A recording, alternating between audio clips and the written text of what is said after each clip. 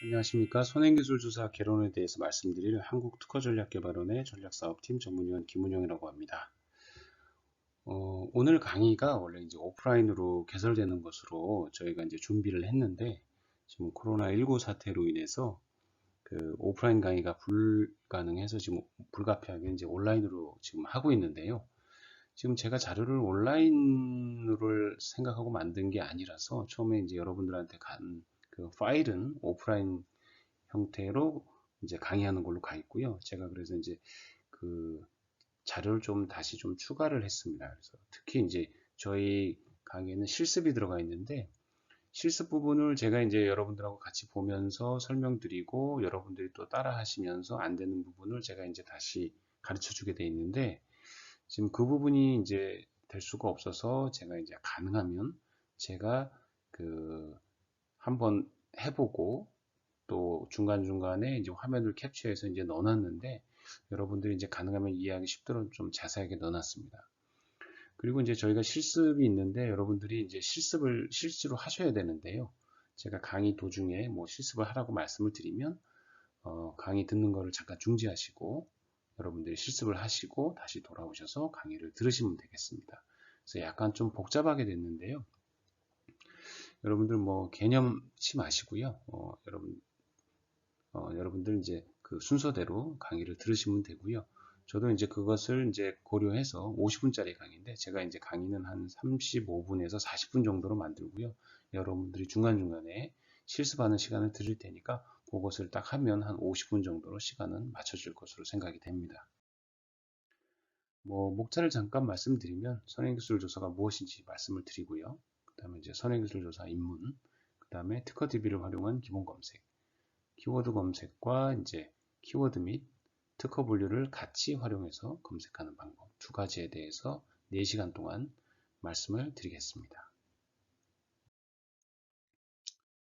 먼저 이제 선행기술이라는 것에 대해서 말씀을 드려야 되는데요. 선행기술의 정의를 보면 말 그대로 앞에 있는 기술입니다. 선행. 그런 뜻이죠. 그런데 이제 앞에 있는 기술은 여러 가지가 있을 수 있습니다. 보통 이제 특허 문헌이 있고요. 논문이 있을 수 있고요. 그 다음에 여러분들이 전시회에 뭐 물건을 만들어서 실물을 들고 갈 수도 있고 그 물건을 설명하는 브로셔나 기술 설명 자료가 있을 수도 있죠.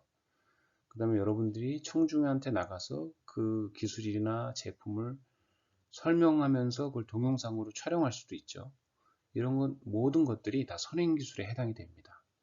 그래서 선행기술 조사를 하면 원래는 이런 모든 것들을 다 조사하는 걸 의미하지만 오늘 강의에서는 선행기술 조사를 하면 특허를 조사하는 것으로 한정해서 저희가 설명을 드리도록 하겠습니다.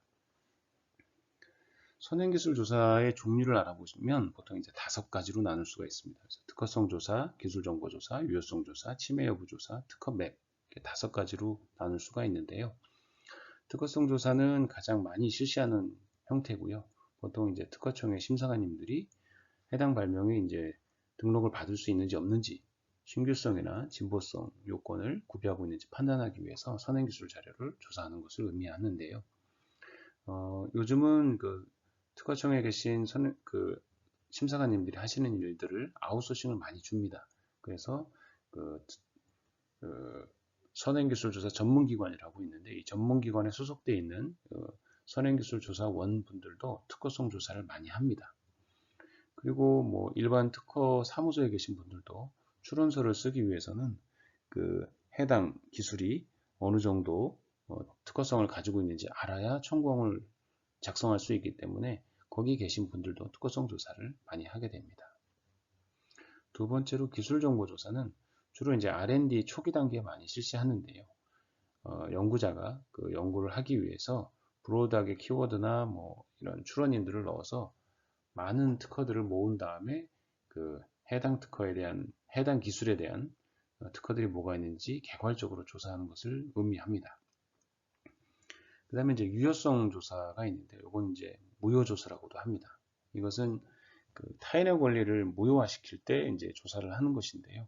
특허가 출원되고 공개 후 등록이 된 후에라도 제3자나 그 이해관계자는 그 무효 심판이나 무효 그 소송을 걸 수가 있습니다. 그러면은 이제 그 심판이나 소송에서 가장 중요한 역할을 하는 것이 선행기술조사 자료입니다. 또는 이제 제3자가 해당 특허권을 매입하려고 하는 경우 이 특허권을 사야 되는데 사실 등록이 돼 있지만 나중에 이 등록된 특허가 무효가 될 소지가 있으면 안 되겠죠. 그래서 이 특허가 유효한지를 파악하기 위해서 유효성 조사를 실시하기도 합니다. 그 다음에 이제 침해 여부 조사라고 해서 FTO 또는 이제 Freedom to Operate라고 부르는데 이 침해 여부 조사는 어떤 사람이 이제 제품이나 기술을 개발하는 경우에 자기의 제품이나 기술이 타인의 특허권을 침해하는지 판단하기 위해서 조사를 하는 것을 의미합니다. 그 제품이나 기술 같은 경우에는 하나의 특허만 있는 것이 아니라 여러 개의 특허가 같이 맞물려 있는 경우가 많기 때문에 이러한 것들을 파악하기 위해서는 고도의 전문적인 지식이 필요하다고 할 수 있습니다.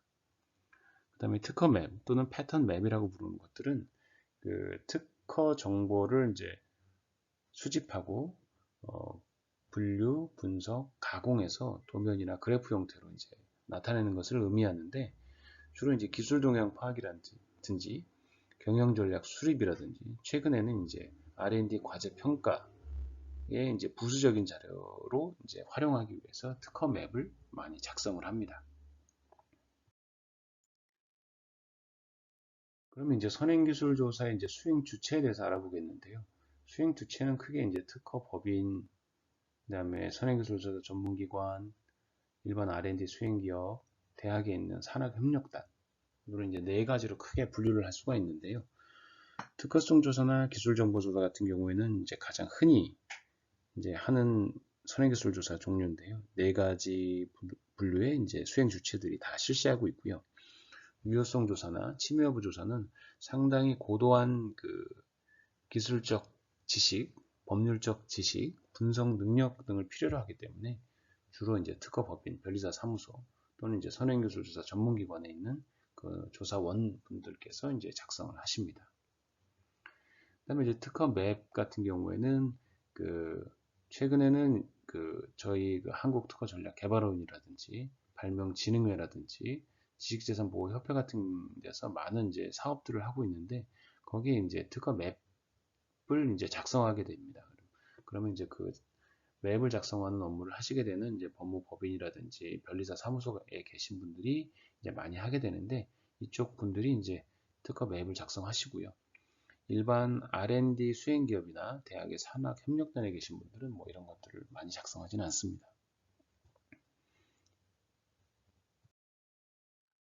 그럼 이제 선행기술조사 전문기관에 대해서 알아봐야 되는데요. 특허법 58조에 보면 특허청장은 선행기술조사, 특허 분류의 부여에 대해서 전문기관에 의뢰할 수 있다고 이제 규정이 되어 있습니다. 그래서 이제 이 법에 따라서 이제 선행기술조사 전문기관에 이제 그런 업무들을 아웃소싱을 주게 되는데요. 이 사업에 대해서 이제 잠깐 살펴보면 1992년에 이제 시범 사업이 실시가 됐고요. 96년에 이제 한국특허정보원, 지금 이제 키프리스를 운영하고 있는 공공기관이죠. 여기가 선행기술조사 전문기관으로 최초로 지정이 돼서 실시를 하게 됩니다. 물론 이제 나중에 한국특허정보원이 한국특허정보원과 특허정보진흥센터로 이제 두 개로 분리가 되게 되는데 이 업무는 특허정보진흥센터로 이관이 돼서 현재는 특허정보진흥센터가 이 업무를 수행하고 있습니다. 그 다음에 이제 2001년에는 특허 분류 사업을 실시하게 되는데요. 특허가 출원이 되게 되면 출원서 상단에 IPC라고 하는 코드가 붙어 있습니다. 이게 뭐냐면 해당 특허가 어떤 기술에 속해 있다라고 국제적으로 이제 이 코드를 다 부여해놨습니다. 그래서 뭐 A1K의 9-02는 어떤 기술이다라고 이제 해놨는데 이것들이 이제 IPC가 보통 이제 12만 개소라고 하는데요. 12만 개의 분류가 되어 있는데 그걸 다 외울 수는 없겠죠. 그래서 이 분류도 굉장히 좀 고도한 업무에 속합니다. 그런데 이제 이것들을 하기에는 특허청 심사관님들 업무가 너무 많다 보니까 이 분류 업무도 민간으로 아웃소싱을 주게 됐습니다. 그리고 이제 2005년도에는 이런 이제 분류라든지 선행기술조사 업무가 공공기관에서만 하다 보니까 민간의 발전을 저해한다. 그래서 2005년부터 민간에 이제 이런 서비스를 개방하게 돼서 윕스라든지 IP 보호기술 연구소 같은 이 두 업체가 이제 최초로 이 선행기술조사 사업에 참여하게 됩니다. 그리고 2009년에는 이제 PCT 국제특허 선행기술조사 이런 사업이 시작하게 되는데요. 여러분들이 아마 PCT 출원 또는 국제 출원이라고 이제 들어보셨을 겁니다. 이런 출원을 하게 되면 그 출원서 맨 뒤쪽에 보면 서치 리포트라는 것들이 붙어 있습니다. 이 서치 리포트에 이제 그 특허라든지 논문이라든지 이런 것들이 이제 붙어 있게 되는데, 이런 그 서치 리포트를 작성하는 업무가 쉽게 얘기해서 이제 선행기술조사, PCT 선행기술조사 업무라고 하는데, 이게 이제 이 업무가 실시되게 된 배경을 보면, 이 PCT 출원을 하게 되면 이 서치 리포트를 작성할 수 있는 기관을 ISA라고 합니다. ISA가 주로 이제 국가 특허청인데요. 미국 특허청이 지정할 수 있는 ISA 기관, 즉 미국 사람이 미국 특허청을 수리기관으로 해서 PCT 출원을 하게 되고, PCT 출원을 하게 되면 의무적으로 이제 서치 리포트를 작성을 해야 되는데, ISA 기관으로 한국 특허청을 지정할 수 있습니다. 그렇게 한국 특허청을 ISA 기관으로 지정하게 되면 그 작성 업무가 한국 특허청으로 넘어오게 됩니다. 이 넘어올 때 수수료도 같이 넘어오는데요. 한 건이 한 2,200불 정도 됩니다. 굉장히 고가의 서비스인데요.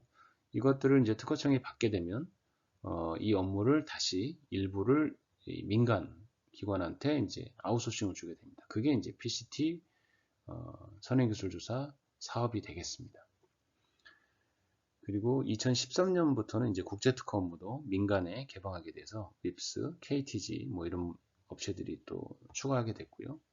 또 분류도 또 다른 기관들이 추가해서 하고 있습니다. 2015년에는 이제 우리가 이제 IPC라는 분류를 쓰게 됐는데, 이거를 이제 더 세부적으로 개정한 CPC라는 것이 전면 도입됐고요.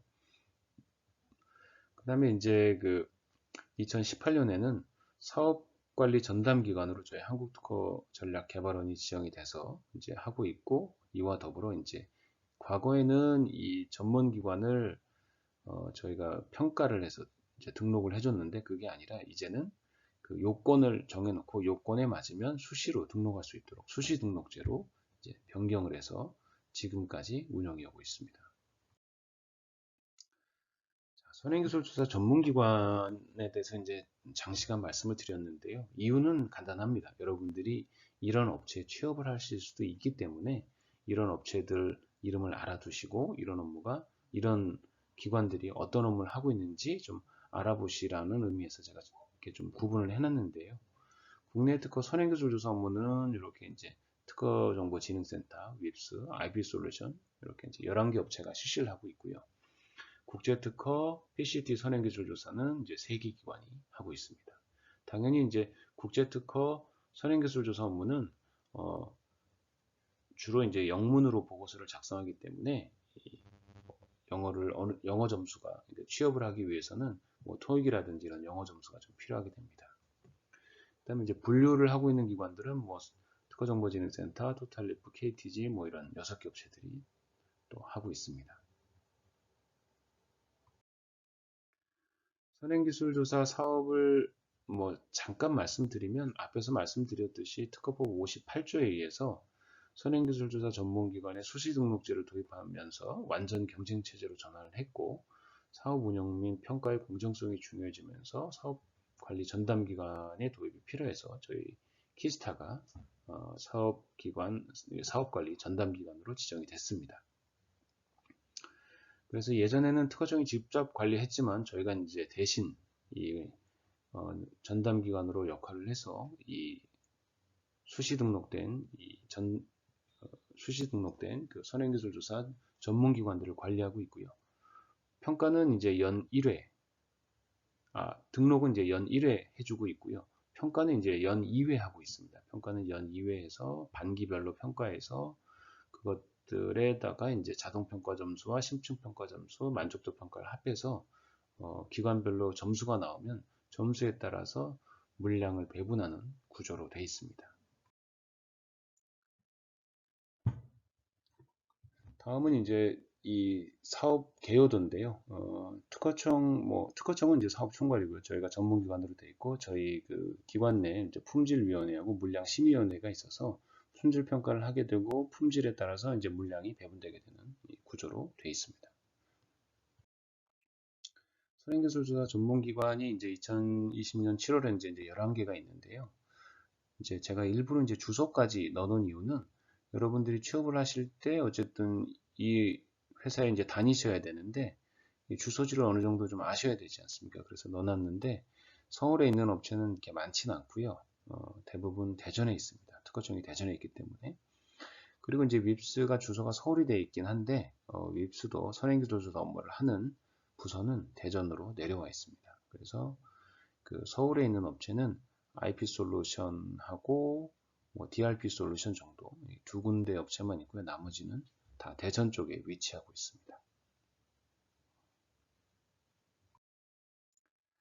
그다음에 채용 사례를 제가 이제 몇 가지 넣어놨는데요. 이걸 넣어놓은 이유는 여러분들이 이제 그 인크루트나 리크루트 같은 데서 채용 공고를 보실 때 위에서 보셔야 될 점을 이제 말씀드리기 위해서 이제 제가 이렇게 몇 개 넣어놨는데 일단 모집 분야는 선행기술 조사로 돼 있죠. 그 다음에 그 담당 업무를 이제 이렇게 분야로 나눠놨습니다. 분야로 나눠놓고 우대 조건으로 영어 점수가 있는지, IPS 프로 자격증이 있는지 이런 식으로 이제 넣어놨죠. 그래서 우대죠. 말 그대로 우대 조건이라서 없어도 되지만 있으면 우대다. 그리고 항상 보면 이렇게 분야별로 뽑는다. 두 번째 사례도 보면 이것도 이제 선행기술 조사라고 되어 있죠. 그 다음에 건설 화학 계열을 뽑죠. 담당 업무는 특허청 선행기술 조사. 이거는 아예 이제 딱 못 박아놨죠. 특허청 선행기술 조사를 한다. 그리고 건설 계열은 뭐 건설 토목 계열이고 화학은 주로 화학, 바이오, 생명공학 이렇게 화학 쪽에서는 바이오 쪽을 이제 같이 뽑습니다. 예, 같이 뽑고요. 우대 조건을 보면 변리사 시험 유기검자, 뭐 해당 경력자, 지재권 분야 대참가자, 그 다음에 여기도 IP 정보검색사 프로라는 게 있죠. 이게 있습니다. 이건 뒤쪽에서 설명을 드리도록 하겠습니다. 또 하나를 보면 이번에는 이제 PCT 선행기술조사라고 되어 있습니다. 모집 부분이 말씀드렸듯이 이제 영어로 이제 돼 있는 문서를 봐야 되고 또 영어로 보고서를 써야 될 수도 있기 때문에 여기엔 공통사항에 보면 항상 토익 점수가 들어가 있습니다. 이렇게. 토익 점수가 이건 필수입니다. 우대가 아니고. 그 다음에 이제 우대사항에 보면 이것도 이제 똑같이 선행기술조사 경험한 사람, 그 다음에 IP 정보 검색사 프로 등급 보유자 뭐 이렇게 돼 있습니다. 이런 분들을 우대한다고 돼 있습니다.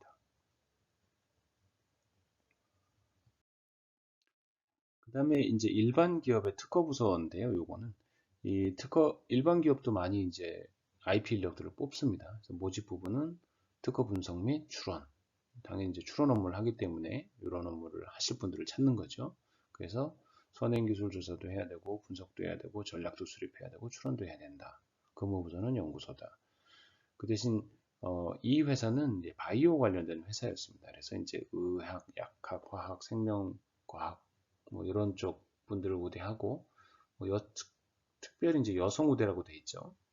이유가 뭐냐면 이런 이제 특허 관련된 업무들은 상당히 꼼꼼한 분들을 원합니다. 근데 아무래도 성향상 여성분들이 더 꼼꼼하시기 때문에 그런 데서 여성분들을 많이 우대하고 계십니다.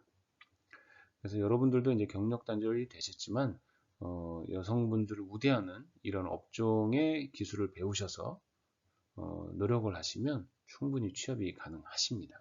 예. 그리고 실제로 여러분들 그 이전에 교육을 받으신 분들도 거의 70% 이상 어떤 기관은 한 명 빼고 다 취업을 하셔서 여러분들이 충분히 취업을 하실 수 있다고 생각이 됩니다.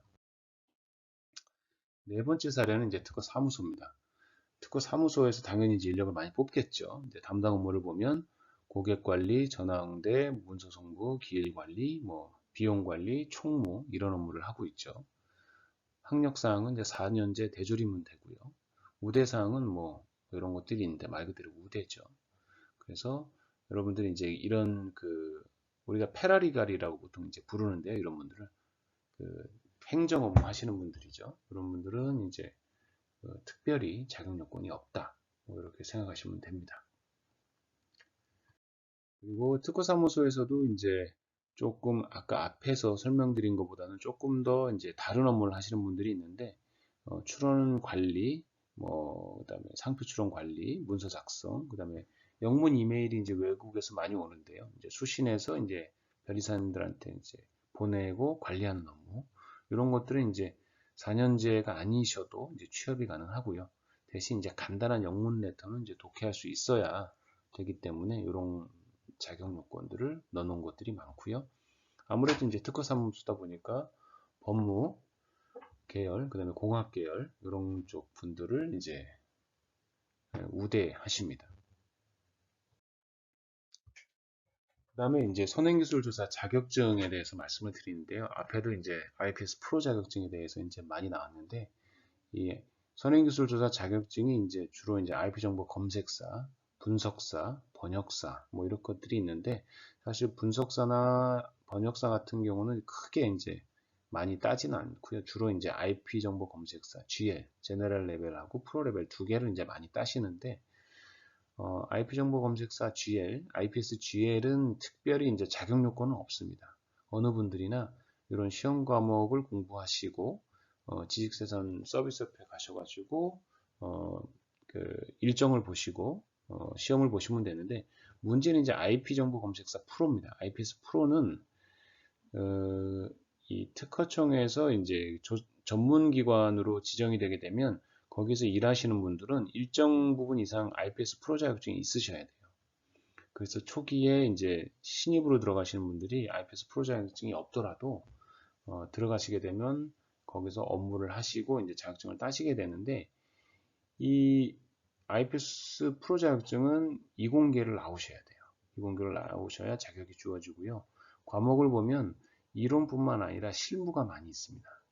이 실무를 실제로 배우기가 어렵기 때문에 일반 분들은 IPS 프로 자격증을 따기가 굉장히 어렵습니다.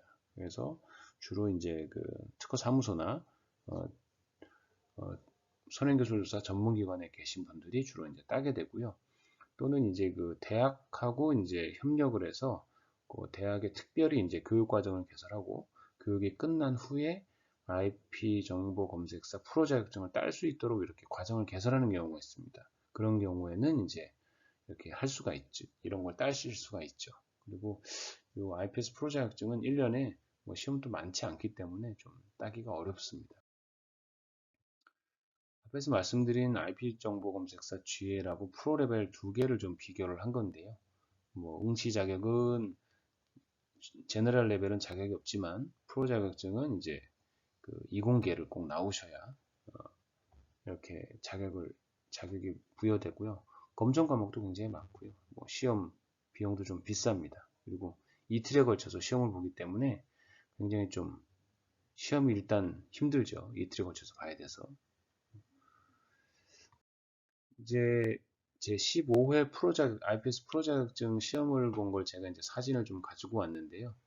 올해 이제 5월 12일, 13일 이틀 동안 이제 국제지식재산연수원에 있는 전산실에서 이제 이루어진 건데요. 시험 문제를 주고 여러분이 선행기술조사를 해서 보고서까지 작성하는 것이 이제 시험입니다. 그래서 이렇게 띄엄띄엄 앉아 계시고 뭐 시험을 보는데 하루 종일 보시기 때문에 뭐 물이라든지 음료라든지 간단한 스낵 종류도 가지고 들어갈 수 있고요. 뭐 중간중간에 화장실도 갔다 오실 수 있습니다. 왜냐하면 갔다 올 수 있는 이유가 뭐 다 주관식이고요. 또 옆에 분들이 뭐 하는 걸 본다 할지라도 그 참증이 진짜 맞는지는 모르거든요. 네, 그래서 뭐 중간중간에 화장실도 갔다 올 수 있게 해주십니다. 그럼 이제 선행기술조사 입문, 이제 특허 검색 프로세스에 대해서 이제 말씀을 드리겠는데요.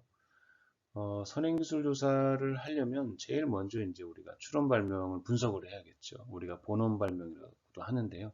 이 본원 발명을 분석하기 위해서는 배경 기술을 파악하고 기술 용어를 정의해야 됩니다. 그 다음에 이제 주로 이제 발명의 특징을 추출해야 되는데 이제 청구 1항에서 주로 이제 추출을 하죠. 그래서 청구 1항에서 핵심 구성 요소를 파악해서 거기서 이제 뭐 핵심 구성 요소 A, B, C를 이제 뽑아내게 되죠. 그리고 그 A, B, C 중에 A와 C는 예를 들어서 핵심이고 부속은 뭐 B라든지 뭐 이런 식으로 분리를 하게 되죠.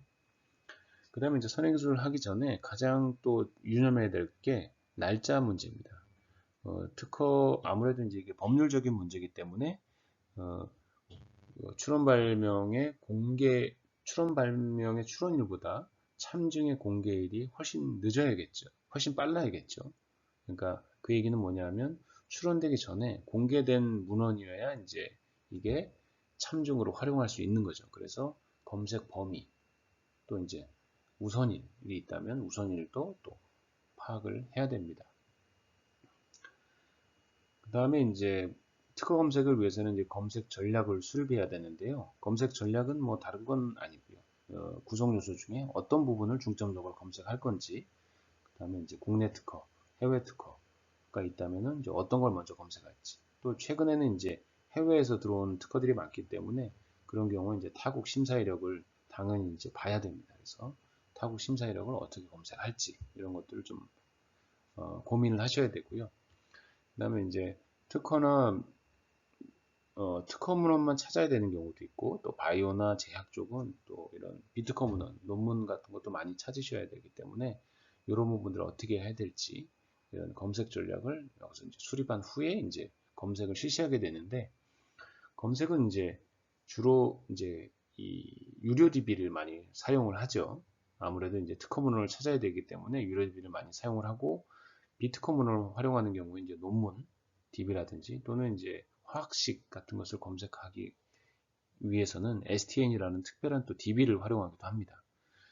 또 이제 통신 분야 같은 경우에는 3GPP 같은 이제 표준 문서들을 또 봐야 되기 때문에 그런 경우는 이제 3GPP 문헌을 또 보기도 합니다. 그렇게 이제 모든 준비가 되면 실제로 이제 검색에 들어가게 되는데요. 검색하실 때는 이제 키워드 검색만 하실 수도 있고 키워드에다가 이제 특허 분류, 이제 IPC라든지 또는 CPC를 같이 중첩해서 검색을 하실 수도 있습니다. 주요 검색 사이트는 이제 무료와 유료로 나눠볼 수 있는데요. 우리가 이제 잘 아시는 키프리스 사이트가 있습니다. 특허청에서 이제 운영하는 건데요. 특허청이 이제 한국특허정보원에 위탁을 주고 있죠. 그래서 키프리스에서 운영하고 있고요. NDSL은 이제 논문을 찾는 걸로 이제 많이 알려져 있는데 여기서도 이제 특허를 찾을 수 있습니다. 그리고 이제 네이버에서도 찾을 수 있고요. 그다음에 이제 각국 특허청에서는 그 자국의 이제 특허들을 검색할 수 있게 무료로 이제 특허 DB를 운영하고 있고요. 최근에는 이제 구글 패턴트 쪽에 이제 굉장히 DB들이 많이 올라가 있어서 쉽게 이제 특허들을 찾아서 이제 보실 수 있습니다. 그 다음에 이제 뭐 패턴 렌즈라든지 뭐 FPO 같은 사이트들도 가끔 활용을 합니다. 하지만 아무래도 이제 무료다 보니까 조금 뭐 여러 가지 기능이 제한이 되어 있고요. 속도도 좀 느리고 뭐 불편한 점이 있죠. 그래서 이제 선행기술 조사를 하시는 분들은 이제 주로 유료 DB를 활용을 하시는데요. 주로 윕스, 포커스트, 키워드 이렇게 세 가지 우리나라 DB를 많이 활용을 하시고요. 해외 DB로는 이제 퀘스텔이라든지 팻베이스, 토탈 패턴트 같은 것들을 많이 사용하시고 가장 비싸고 또 좋은 DB로 알려져 있는 이제 톰슨 이노베이션은 그 요즘 이름이 바뀌어서 클래리베이트라는 이제 회사로 이제 이름이 바뀌었는데 뭐 아이디 한 개에 뭐 한 2천만 원, 3천만 원씩 하는데 이런 것들도 이제 많이 활용을 하십니다. 그리고 이제 아까 말씀드린 이제 카스, STN 이런 것들은 이제 화학 특허라든지 또는 이제 서열 검색하실 때 활용하실 수 있는 이제 DB라고 할 수 있습니다. 검색 DB를 활용할 때 이제 주의하실 점은 이제 연산자를 이제 잘 알아두셔야 되는데 뭐 말 그대로 AND, OR, not 검색 또는 뭐 구문 검색 뭐 이런 것들을 어떻게 하는지 DB마다 좀 차이가 있기 때문에 잘 알아두셔야 되고요.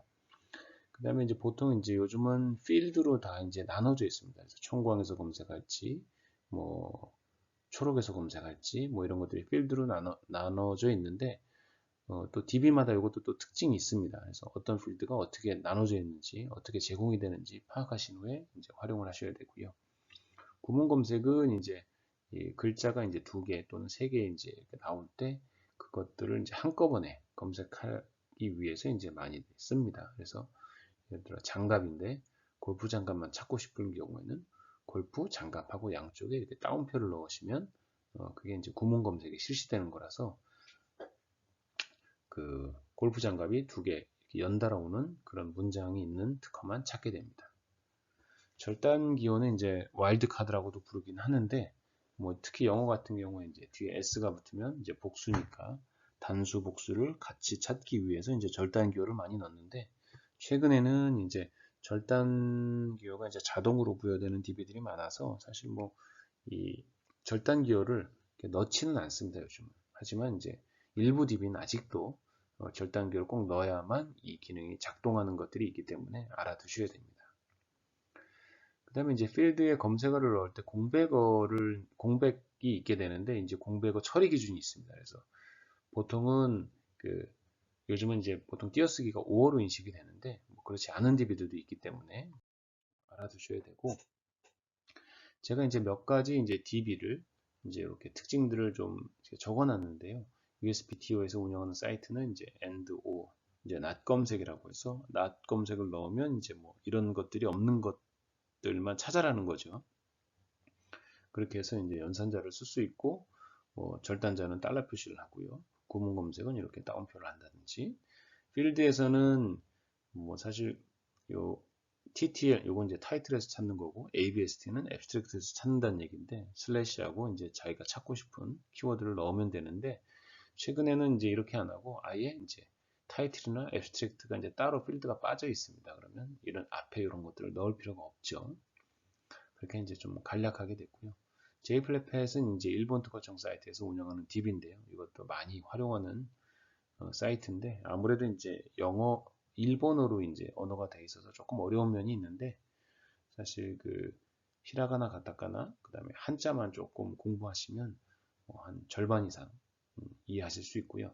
그다음에 이제 조사를 좀 공부하시면 한 7, 80% 정도 이해를 하실 수가 있습니다. 그래서 여러분들이 이쪽 업무를 계속 하시고자 하신다면 뭐좀 시간을 두시고 뭐 일본어 공부를 조금 해보시는 것을 제가 권장합니다.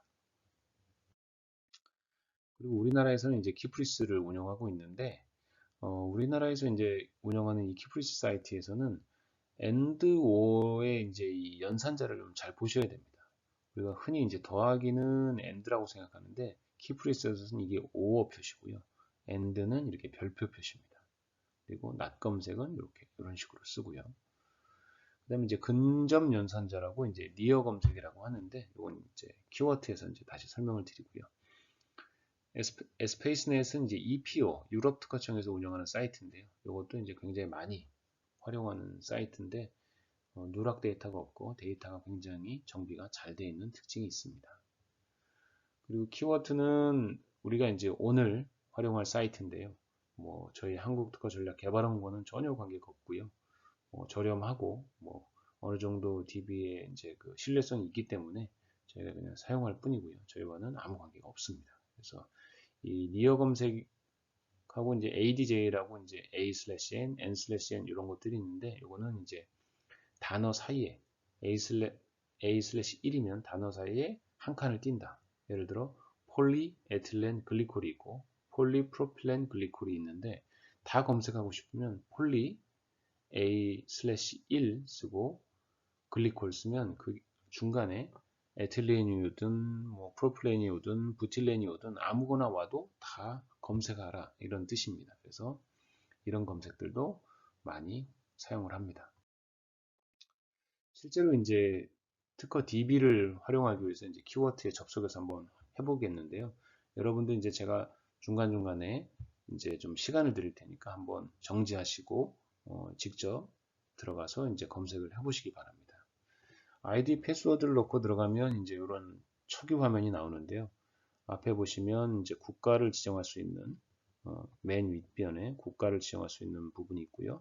그 다음에 나머지 부분은 사실 안 만지셔도 되고요. 거의 이제 디폴트로 두셔도 됩니다. 그 다음에 이제 기본 검색 부분에 이제 이렇게 창이 있는데 자유검색 창으로 넣을 수도 있고 필드에 이렇게 넣을 수 있습니다. 밑으로. 맨 위에 이제 명칭, 요약, 독립항을 한꺼번에 검색할 수 있게 이 회사는 만들어 놨고요. 연산 검색에 들어가면 또 다른 방법으로 검색을 하실 수가 있습니다. 먼저 기본 검색을 보시면 여러분들이 이제 그 맨 상단에 이제 일반 검색, 선행기술 조사, 번호 검색 뭐 이렇게 쭉 있는데 사실 이쪽 뒤쪽은 사용하실 일이 거의 없고요. 일반 검색만 사용하시면 되고요.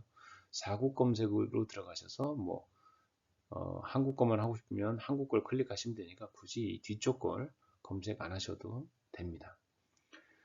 제가 이렇게 이제 키워드를 하나 가지고 왔는데요. 키워드를 뭐 자동차, 수소, CNT, 카본 튜브, 나노튜브 이렇게 세 가지로 이제 나눠서 이제 제가 작성을 해봤는데요. 한번 넣어서 한번 검색을 한번 해보겠습니다. 검색을 해보면 이제 12건이 이렇게 이제 나오게 되는데요. 밑에 이렇게 어떤 키워드를 썼고 한국 건 12건이 이렇게 검색이 됐다라고 하단에 나오게 되죠. 그래서 이 DB는 이제 이렇게 되는 거고 더 밑으로 내려가면 이제 12건에 대한 내용들이 이제 쭈루룩 나오게 됩니다. 그리고 이제 최근에는 이제 한글을 이용해서 한국 특허와 일본 특허를 동시에 검색할 수가 있는데요. 아무래도 이제 일본어가 이제 한국어하고 어순이 같고 또 많은 어휘들이 같기 때문에 기계 번역 품질이 굉장히 좋습니다. 그래서 한국과 일본 거를 같이 클릭을 하고 한국어를 넣으면 일본 특허도 검색이 됩니다. 다만 이제 검색 효율은 아무래도 일본 특허는 일본어로 검색하는 것이 가장 좋습니다. 하지만 이제 일본어를 모르실 때에는 뭐 이런 방법도 굉장히 유용한 방법이겠죠. 그래서 이제 실제로 검색을 하실 수 있는데 동일한 키워드를 넣어서 검색을 해보면 한국 거 12건, 일본 거 23건이 이렇게 검색이 되는 것을 볼 수가 있습니다. 한번 여러분들이 정지해 보시고 한번 검색을 실제로 해보시고 다시 이 강의로 돌아오시기를 바랍니다. 자, 그러면 이제 연산 검색을 한번 해보겠습니다. 아까 이제 기본 검색이 있다고 말씀을 드렸죠. 그다음에 이제 연산 검색이 있는데 연산 검색으로 들어가면 이렇게 이제 필드가 나옵니다. 그래서 필드를 클릭을 하면 이제 다른 필드를 이제 그 이동하실 수도 있는데 일단은 이제 명칭 요약 독립항 부분에 제가 이제 키워드를 똑같이 넣었고요. 출원인에다가 제가 그냥 대학이라고 한번 넣어봤어요. 이런 키워드를 넣었을 때 대학이 출원한 게 몇 개나 되는지 한번 검색을 해봤더니 이렇게 한국 거, 일본 거 이렇게 같이 검색이 되는 것을 볼 수가 있습니다. 그래서 자기가 원하는 필드에 넣어서 검색을 이렇게 할 수가 있는 게 바로 연산 검색입니다. 만약에 이제 내가 키워드를 더 넣고 싶다 그러면 이 출원인 부분을 명칭 요약 독립항 부분으로 바꿔서 검색하시면 됩니다. 자, 우리가 이제 검색 결과를 이렇게 봤는데요. 검색 결과는 아까 보신 바와 같이 이렇게 대학을 넣어서 검색을 하니까 밑에 이제 쭈루룩 리스트 형태로 이렇게 뜨게 되는데요. 뭐 이 회사는 이제 특징이 이제 요 서지는 많이 보여주지 않고요. 특별히 이제 뭐 이런 그 그레이드 같은 걸 보여주는데 뭐 여러분들이 이제 쓰실 일은 별로 없고요. 일단 이제 뭐 이런 식으로 리스트가 보여주고 뭐 상태 심사 중이다, 등록 중이다, 소멸됐다 이런 상태를 표시하는 게 특징입니다. 그래서 이제 첫 번째 있는 이 특허를 한번 클릭을 해보면 이 서지 사항이 나오고요. 그 다음에 이 특허가 이제 출원부터 공개되기까지 과정에 대해서 나와 있고요. 그 다음에 이제 요약 부분이 이런 식으로 나와 있습니다. 그래서 그리고 필요하게 되면 뭐 PDF로 이 건을 다운받아서 보실 수도 있습니다.